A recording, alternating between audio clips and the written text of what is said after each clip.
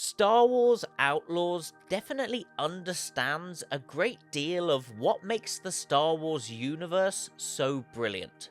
But that doesn't mean it always knows what to do with those space opera ingredients in its story. At times, the game feels like the perfect immersive and thrilling Star Wars experience. And at other times, it leaves you feeling bewildered and underwhelmed. I firmly believe that the story of Outlaws is among the best we've seen from Star Wars since Mickey Mouse started calling the shots. And while that might not be saying much, it does count for something. That said, though, it clearly succeeds despite some obvious and not so obvious mistakes. In Outlaws, a familiar combination of space cartel shenanigans, stealth operations, and satisfying exploration act as the building blocks for an unbalanced narrative which usually does exactly what you're expecting but still has the capacity to surprise the player here and there.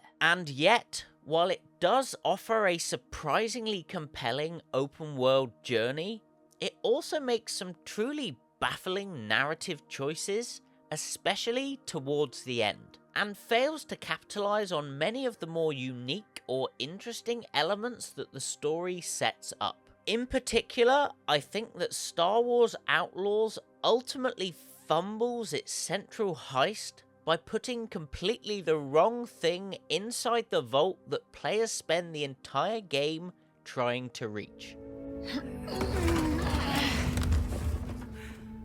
You coming? I'll buy you time. All of Zurich Besh is about to come down on you. Get ready, Kay. The plot of Outlaws is, in essence, an origin story for Vess, a completely original Star Wars character who has a lot in common with certain other Star Wars characters you probably already know. While she starts out as a small-time thief working the mean streets of Canto Bight, she ends the game as an accomplished and semi-renowned thief, with her own ship, collection of fancy jackets, and a droid in a trench coat companion. After some introductory busy work, the opening section of the game throws Kay in at the deep end, as she's recruited to pull off a seemingly impossible heist on a heavily guarded mansion belonging to Slero Barsha, leader of the Zurich Besh Syndicate. Unfortunately, and unsurprisingly, that heist goes very wrong for Kay when she realizes it's actually a rescue mission, and manages to get herself knocked out and left in the vault after becoming uncooperative with the rebels who hired her. Slero Barsha, it turns out, isn't thrilled to find Kay having a nap in his vault, and is even less pleased when she escapes and steals one of his favourite ships. And so, Zurich Besh put Kay at the top of their hit list while she goes on the run. Then, soon after, some guy named Jalen Vrax finds Kay hanging around on Tashara and offers her a job, which just so happens to be breaking back into Slero's mansion, apparently to steal some actual credits this time. Most of the game after this, then, involves Kay recruiting the team she needs for the heist, while accompanied by ND5, a commando droid who Jalen has appointed as Kay's babysitter. Of course, you can instead choose to spend your time almost exclusively playing Sabacc or betting on the Fathiers, and frankly this beautiful, detailed Star Wars world makes that an excellent option. But if you choose to follow the story first, it feels designed and paced much better than most Ubisoft stories are. And for what it's worth, I think that Kay Vess is a surprisingly likeable and charismatic protagonist too. While I had expected more of a blank slate character in Outlaws, I'm very glad they didn't go in that direction. And I'm even more glad that Kay was made to feel like a genuinely flawed and sympathetic hero, who I was rooting for from the start. Unlike some other Star Wars heroes, Kay doesn't come across as absurdly overpowered, all-knowing and arrogant. She is definitely overconfident or excessively smug at times, but she's still repeatedly humbled by her failures and weaknesses. In fairness, it is possible that this largely results from the traditional pattern of video game character development, which requires that the heroes start off with very limited abilities in order to add new features and options over the course of the game that keep things interesting. That, in combination with the player's own abilities improving over time and the overall length of the game, all contributes to that character journey. But regardless, there are definitely examples of gaming protagonists who are painfully conceited and unlikable throughout their quest, and that is not the case here in my eyes. Kay is an outlaw, smuggler, spice runner, and worse. But her motivations within this story are pretty consistent and well defined. She wants to make enough credits with one big score that she can settle down somewhere quiet with her fuzzy little macabre friend, Nyx. She's not interested in getting involved in politics or the galactic conflict between the Empire and the Rebellion, except where it serves her specific interests. She has no special allegiances to any of the space cartels either, and that is borne out no matter how you choose to play the game. Even her relationship with ND5 and the rest of the crew is fundamentally transactional for most of the story. In the glimpses of Kay's childhood that we're shown, we see the lead up to her abandonment that justifies her journey, and as an adult, she regularly repeats her "it's just me and Nyx" shtick to remind herself not to trust anyone else and focus on getting the job done. Kay has a simple goal befitting a classic anti-hero who needs to learn to soften up and care about something bigger again. If it wasn't already obvious, Kay Vess's journey is definitely a bit derivative of another well-known space scoundrels. Just like Han Solo, Kay Vess found herself flying solo from a young age, but does have a fluffy friend incapable of speaking Galactic Basic, and a cool blaster given to her by a former mentor. Just like Han Solo, she's repeatedly accosted by rebels attempting to recruit her to their side, but doesn't want to get involved. Just like Han Solo, she has a turbulent relationship with both Kira and Jabba the Hutt. All that said, I don't think that her being a female Han Solo type is actually a bad thing in the end. Grounding Kay's quest in the familiar spaghetti western tropes which were a big influence on the original Star Wars, and building her origin story with one of the franchise's greatest characters as a reference point provides a solid foundation for her character, upon which they build her more unique traits.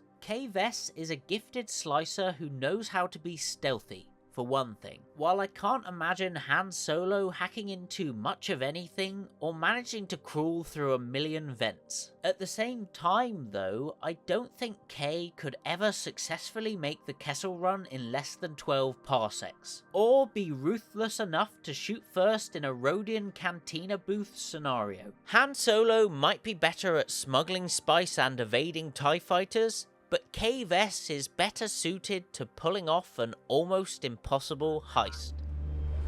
The moment you leave, the Empire's gonna throw everything they can at you. We'll shake them. If you don't, we never met. The fate of the galaxy could depend on it. Man, you guys never stop talking, huh? Kay Vess's heist team assembling quest takes her to Tatooine, Kijimi, Tashara, and Akiva, and it mostly goes exactly as you'd expect. I enjoyed the Kijimi recruitment arc, mostly because I liked the city hub which felt distinct from the rest of the game's open world design. But breaking a humanoid bat creature out of prison should have been more fun than it ultimately was. And while Ankh is an okay side character, their attempts at developing her tragic backstory feel a little bit awkward given that she's a rodent bat person. The Akiva arc, meanwhile, adds Gadik to your crew, and while he is probably more interesting than Ankh, he's still not especially memorable. And then there's Tatooine, where you're sent to recruit a Celestan called Hoss. This whole Tatooine sequence made for the best and most memorable recruitment mission by far, because it went in a legitimately surprising and emotional direction. And as a longtime fan of Ubisoft open world games, The one thing I would never expect in a story like this is the unexpected. After rescuing Hoss from some Tusken raiders, he fails to show up at the agreed meeting point, because it turns out that he's busy losing at sabacc in the cantina. When Kay confronts him, Hoss swiftly offers Nix to his opponent as a means of payment for his debts, and Kay is knocked out in the ensuing struggle as she attempts to end the transaction. Then she has to infiltrate Jabba's palace to save Nix and escape, but not before she is confronted by Zerek Besh's bounty hunter Vale, and gets to watch Hoss be devoured by a pair of massiffs before fighting a Rancor. This entire Tatooine arc is probably the best self-contained story in the game, because it plays out like a combination of the greatest hits from all corners of the Star Wars universe. Kay's dealings with the Tusken Raiders echoed the Tatooine missions in Knights of the Old Republic, and the Mos Eisley Cantina visit proves to be just as dramatic as it was in A New Hope. Then, Kay's single-minded and ruthless hunt for her furry friend happens just like the Mandalorian seeking out Grogu, and then she's tossed to the Rancor just like Luke was in Return of the Jedi. The worst thing that this sequence of events does is significantly raise your expectations for the rest of the story, because unfortunately it's never quite that good again. With Hoss dead, Kay's recruitment drive is complete, and she is finally introduced to the other slicer who is apparently needed to make the heist work. And surprise, surprise, it's her estranged mother, Rico, who you might remember from some flashbacks which made their tumultuous relationship pretty clear. Given we were never told where Rico went, it was pretty obvious that she was going to turn up in the story again at some point, I think, but that's not a bad thing either way. At the heart of the original Star Wars trilogy is the soap opera family drama. Brothers and sisters, fathers and sons, all brought together, and their relationships put to the test in the midst of the sci-fi conflict. With that said, Kay's uncomfortable reunion with her mother is the perfect kind of family drama for a good Star Wars story, though the real problem is simply that it doesn't play out in a particularly satisfying way. For a start, Rico's motivations, both for initially abandoning Kay and for her role in the story, don't feel especially well justified. Obviously, they needed Kay to be abandoned for her character development, and while they tried to make that make sense while still keeping her mother in the picture, it just isn't especially believable. Rico didn't feel she could be a proper mother, so she left, I guess, and she had a tracker on Kay, so she didn't totally hate her, but there's also no sign that she really cared enough to be in any way deserving of the chance at reconciliation that Kay eventually gives her. Honestly, they needed a much stronger reason for Rico to have abandoned Kay and stayed away for so long, and ideally it would have been something that connects to the main story too. Maybe she took the heat for a young Kay's mistake without her even realizing and ended up in space jail for years. Or she was forced to work for a cartel like Zerek Besh to keep her daughter safe. If they wanted this pair to reconcile within this story, there needed to be something more substantial to show that Rico loved her daughter. Regardless, there's more family drama in Outlaws than just this strained mother-daughter relationship, because there's also the conflict between the game's main villain, Slero, and his brother, the man who hired Kay and Rico, Jalen Vrax. Amid a smorgasbord of crime lords and bad guys found across the game's worlds, Slero Barsha acts as a perfectly serviceable main villain in Outlaws. He's not an especially obvious presence for much of the story, and I definitely expected to see more Zerek Besh soldiers than I did, considering they were apparently hunting Kay down, but still, Slero is menacing enough, and your encounters with him sort of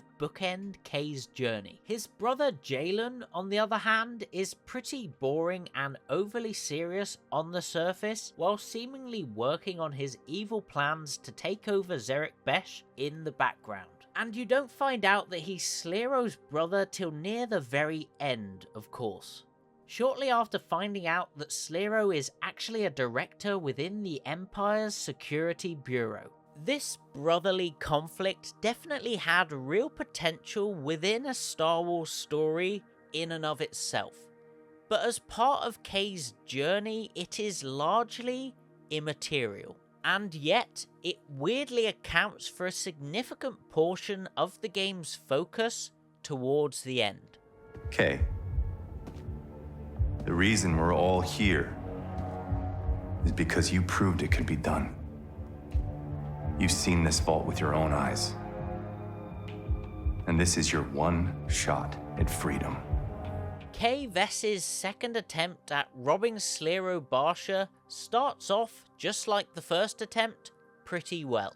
And outside of a few minor hitches, it continues to go well, right up until she finds herself in his fancy vault once again. Considering how much emphasis the story places on this heist, I did feel like things went a bit too quickly here. And even though Kay's crew are all accounted for, they didn't really do a good job of justifying why each member had to be there, given that Kay manages to do pretty much everything by herself. But I digress. After Kay has reached the big vault door and set off the explosives provided by her emotionally scarred rodent bat friend Ankh, surprise surprise, Slero knew they were coming all along and arrives on the scene with Vale the bounty hunter, who he then tells to shoot Kay. Except, surprise surprise, she doesn't and knocks him out instead. Ostensibly in exchange for a cut of the loot, but really because her and Kay bonded over fighting a Rancor. Then, Kay and friends extract a hover-enabled safe thing from the small vault inside the bigger vault and make their escape through a casino back onto the Trailblazer. It's at this point then that you finally discover what was actually inside the vault. Obviously, we're told to expect credits, so the safe bet would be that it's filled with credits. Then again, maybe they wanted to subvert expectations here and put something else in the vault. Except they did that in the first heist already, so surely this time we came for some actual credits, right? After flying away from Canto Bight, they finally open the little vault safe, and it actually contains a databank. Slero's databank, naturally, and according to Jalen, it contains codes, schematics, and blackmail material that he can use to take control of Zerek Besh.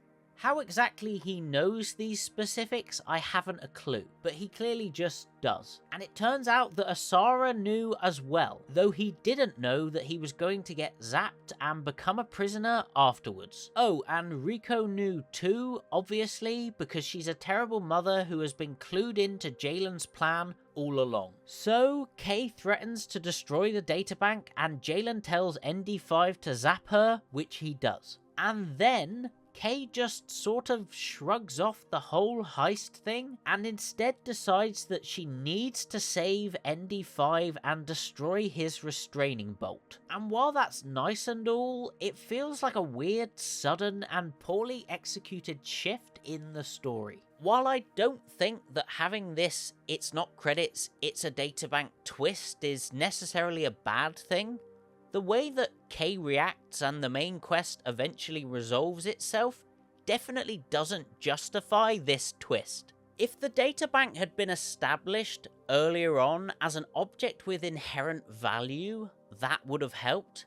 But I loved that Outlaws was not a story before this point which relied on a MacGuffin. A mysterious key or object or map, as is so painfully often the case in other Star Wars stories. Slero's vault within the plot does kind of play a similar sort of role as a mostly unknown quantity, though. The expectation that is set throughout the story is that there are credits inside this vault, which makes a lot of sense. That is the main thing that you'd expect crime lords to lock up in such a vault, other than maybe new paint jobs for Kay's speeder? I went back and forth then throughout the game on whether or not I believed that there would actually be money inside this vault, because it was always clear that Jalen's heist had some sort of personal element to it. Even if I'd known in advance that he was Slero's brother, though, I still would have thought that stealing millions of credits would be a pretty good bit of revenge. Because here's the thing with a big pile of credits as a plot device. Much like in every heist story throughout the history of fiction and non-fiction, the value of that pile is very clear to the audience. A big pile of money represents opportunity, possibility, or freedom in some form to most people, and that translates without issue into a Star Wars video game. We understand what a big pile of credits could do for Kay, but we also know what it could do for the rebellion, or for a crime lord, or for a group of stormtroopers hoping to unionize and finally get mental health services included in their Empire insurance plan. In a story like this, a big pile of money is the most universally understood prize you can offer, and if it turns out that that prize was never real, then there has to be a great narrative reason for that fake out. It has to be the catalyst for something else that happens, or it needs to offer a revelation that changes the meaning of the story. The problem here is that when the pile of money is revealed to be a pile of data instead, it immediately loses almost all of its story value both for Kay and the player. It becomes a generic MacGuffin which is used by Jalen Vrax to move his story forward, but for Kay it is essentially meaningless. And as soon as she's betrayed and the databank is taken away from her, it's like she just forgets that she spent the whole game working towards this heist only for her prize to be revealed as a lie again. We're supposed to believe, I think, that she has a sudden change of heart, which means she no longer cares about the credits at all, because she just wants to save her droid in a trench coat friend. But the reason that doesn't really work is because she's given no choice in the matter. Obviously, she did care about the credits in the vault, because getting those credits has been her primary motivation for the whole game. I am willing to believe that she had softened up enough through her journey to care less about the credits and more about ND5, but not to such an extent that she would almost immediately forget that she was tricked not just by Jalen, but by her own mother too. I have to believe in the situation as it's presented that Kay would have cared about being betrayed, at least enough to have to make a real choice about what matters to her most. The problem is that when the haul is a databank and not credits, it's not a meaningful alternative option for Kay to chase. If instead Kay had been given the choice between retrieving Slero's pile of credits or saving the friends she made along the way, that would have meant something. If she had tried to seek revenge for being lied to by Jalen and in the process lost someone she had grown to love, that would have meant something, and a lesson would have been learnt. If Kay had found Slero's pile of credits, dealt with Jalen, escaped with her haul, and then ultimately decided to give all the profits to the rebellion, then that could have meant something too. As it happens, she just switches without sacrifice or meaningful consideration from chasing the credits to caring more about the people and robots in her life, and it simply doesn't feel believable.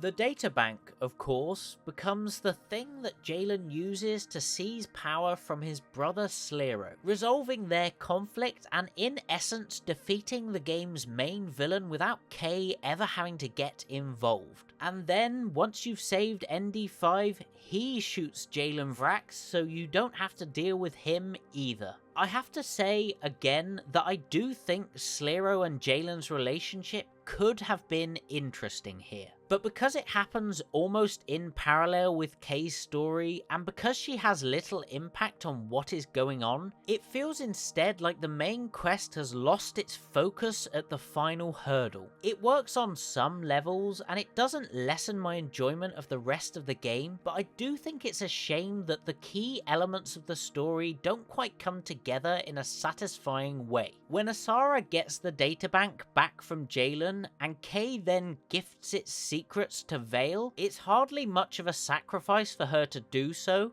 because it lacks material value. And it means very little that the rebels now have that data, because we only just learnt that it even existed in the last hour or two of the game. And aside from that odd resolution and Kay's sudden change of heart, it's equally weird how her mother suddenly vanishes after the heist, only to turn up again in a post-credits scene in Imperial custody. And then, even though her mother betrayed her, Kay decides to give her a means of escape after realizing Rico has been tracking her all along, seemingly capping off that mother-daughter story without ever really resolving their relationship troubles. In the end, then, it feels like Outlaws got tied up with resolving a peripheral conflict instead of focusing on the game's actual hero, and giving her the opportunity to evolve in a more meaningful way. And it's unfortunate that the value of the central heist's prize was entirely destroyed in service of somebody else's journey.